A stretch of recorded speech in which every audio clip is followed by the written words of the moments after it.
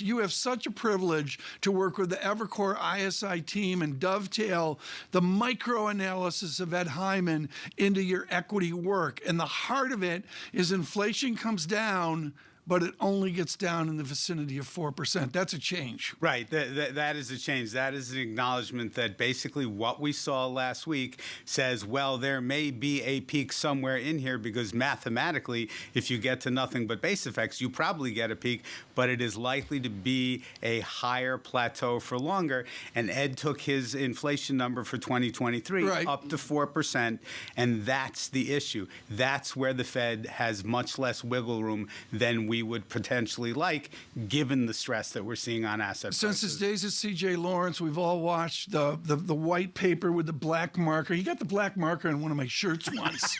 He had to buy me a new shirt. It was a stupid black mark. Tom, I'm sorry, Tom, I got you. Is the black marker calling for a recession right now? I've been nailed with the yellow highlighter the last couple of weeks. No, Ed took his growth number down to 1.4% for 2022 a long time ago. He saw these headwinds. We still think the base case is no recession, but obviously, again, the same math that applies to the potential peaking of inflation also tells you that 1.4% to what could be a recessionary number, there's not a lot of distance there. Julian, when does your bear case become your base case of 2,900 in the S&P? Well, all I can say is when we spoke about this last week, we certainly didn't envision 3 days of carnage in the markets that we've seen since we adopted that much more cautious view. And frankly, when you think about it from a trading perspective, what's been missing the entire last several months is sort of what I would call a cathartic flush out, where you get the VIX above 40, which is one of the things you need for at least a trading bottom.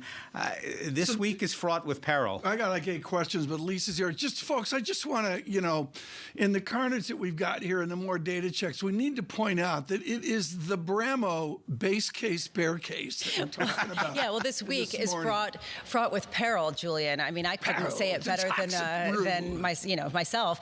Going forward, then, how do you determine if we've hit catharsis? Just that 40 level on the VIX, or is there something more? Is there some sort of forced selling, a disorderly unwind that we have yet to see despite all of the pain? So what we are likely to see, regardless of whether the markets decisively take out the May 20th low, which looks like is a distinct possibility today, certainly into Wednesday, is you're going to have an enormous amount of volume at mid-month and the end of the month. Quadruple witching, the Russell index rebalance. We'd love to see that kind of volume, 20 billion shares, perhaps 25 billion shares on a day, along with the VIX surging towards those levels. Those are the kinds of recipes for a catharsis that we think you need really to entice buyers back. And the last several weeks has not been about selling overwhelming.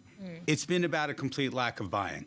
Well, and yet the case remains, Julian, that we've already seen this immense selling pressure. And even before today, the S&P 500 has already teetered on the edge of bear market territory. You already have a 10-year yield that is at 324. And we've only just seen the start of quantitative tightening. It only really has just begun because, of course, these markets are anticipatory. They're forward-looking. How long is it going to be until this market is looking even further out and saying, well, the Fed's going to actually have to pump on the brakes here a little bit, and we start to see things reversing? Well, that is a question that watching the bond market, and one of our core theses around the view that 2022 was going to be volatile, before Russia invaded Ukraine, was the fact that the correlation between stocks and bonds in a higher inflation environment was flipping from risk on, risk off that's been 25 years long to a positive correlation. We will be looking for the 10-year yield, the ascent in the 10-year yield to start to moderate a little bit. It wouldn't be a surprise if we get towards 3.5 in the near term to start to see some buyers come into bonds. That would stabilize stocks. Okay, so maybe there's going to be eventually an entry point to buy the dip into bonds. Do you see any entry points at this time in the equity market, anywhere that valuations have come in enough that it actually is safe to dip your toe back in yet? I think there are pockets of value, pockets of stocks that have been proven, still growing earnings in this environment and that are returning cash. Remember, in an environment where we are focused on return of capital, companies that can return capital successfully are names you want to own. Are they going to return cost cutting? Because if we get an Ed Hyman 4% stability in inflation, I'm a corporation, I have to adjust. You do, and part of the dynamic here that's causing this incremental market pricing closer to recession being a base case is the fact that all of these factors together is going to cause pressure in the labor market, which paradoxically, again, the Fed would wish to see a little bit of that, but the difference between softish, and something else is very fine.